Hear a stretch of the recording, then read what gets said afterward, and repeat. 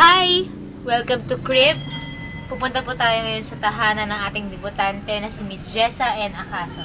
Located po ito sa 142B Evangelista Avenue, Santoral, Pasig City. Tara, samahan niyo ako sa bahay nila.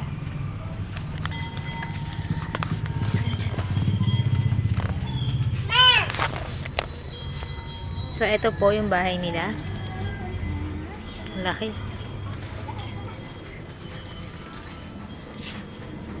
Yan. Yan, nakikita niyo yung garden. Ay, hindi pala nila bahay yun. Hindi pala nila bahay. Nun pa pala, nun pa. Nun pa. So, sundan nyo na lang ako saan pupunta.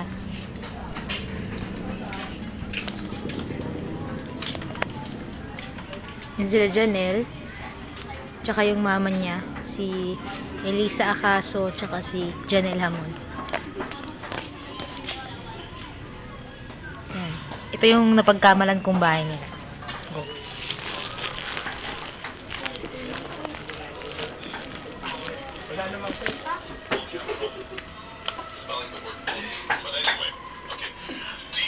Okay, malapit na tayo sa bahay nila. Ayan.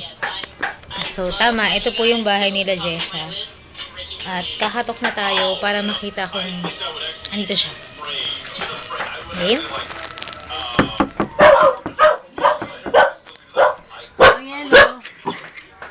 Ay! Si Pau Pau. Ate niya yan, ate. Pwede po ba kami makituloy? Yes. Pakalaking gate ah. Ito yung gate nila. Nakakaya. KFC. Ano po yun? So, pakita niyo po sa amin yung bahay niyo. Asan po si Jessa? Ah, si Jessa? Oo. Wala si Jessa. So hindi po pala Ay, namin dito pala. sinaabutan. Sai. Uy, si Isay. Yan si Isay, oh. So, pakita niyo na po sa amin yung mga tinatagong lihim ni Isay. Walang tinatagong lihim ang kapatid ko.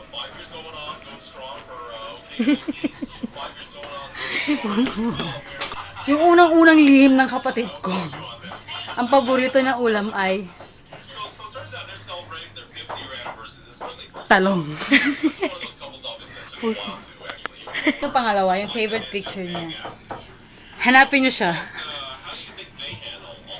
Siyempre, ito siya.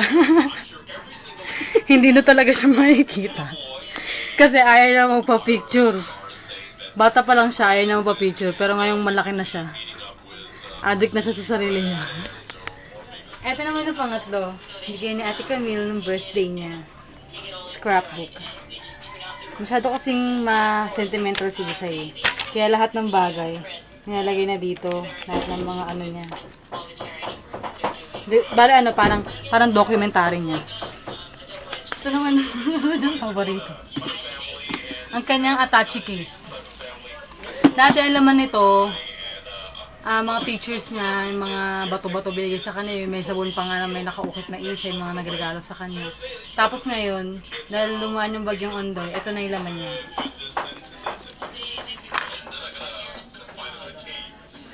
Galing Thailand yan. Ito yung galing kay Latin. Thailand. Galing to Thailand.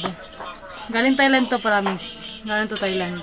Kasi yan, notebook nila ni Tin. Kasi iba't ibang mga stuffs. Iba't ibang mga stuffs. Basura na yung laman niya dati. Mga memorable stuff. Ito naman yung mga paborito ng pagkain. Suka, Silver Swan, at Chippy. Iniinom po na yung suka. Iniinom na yung buong buo na may asin. Ito naman yung mga stuffed toys na bigay kay Isay ng mga birthday niya. Tinatago na lahat yung mga stuffed toys na binibigay sa kanya. Marami pa yan. Ito pa sila. Galing church ito. Ito galing church. Ay, ito pala. Ito galing church. Ito kay Jeremy. Ito galing kay Jeramel. Yung iba, galing kay... Ito, galing kay kay Tutut. Ito galing din kay Tutut. Yung yung pinagkakaabalahan ni Isay noon, nung hindi pa nasisira yung adapter namin. Piano. Meron pa dito, isang piano. Dalawa yung piano namin eh. Dalawa, puro sira yung adapter. Ayan. Kulambo. Sa mga hindi po nakakaalam, hindi po nakakatulog si Isay ng walang kulambo. Nakinikiskis sa kanyang mga paa. Namana po na yan sa angka ng papa ko. Sila Tita Pinying, Mama Basing, and stuff. Kulambo! Ito na po yung pinaka... Ito na po yung pinaka doon. Ito po yung pinakahuli. Pinaka-sikreto talaga na natago. Meron po siya kakambal na pusa. Ang pangalan na Ipil. Kaway! Say, kaway! Say! Ito po si Isay. Ah! Oh, malis ka na. Oh, makakaalis ka na. Nakuha mo na kailangan mo. So, yun po. Ayun lang. Bye-bye. Nakaalis na Parang kayo. walang kwenta. Pakalaking gate.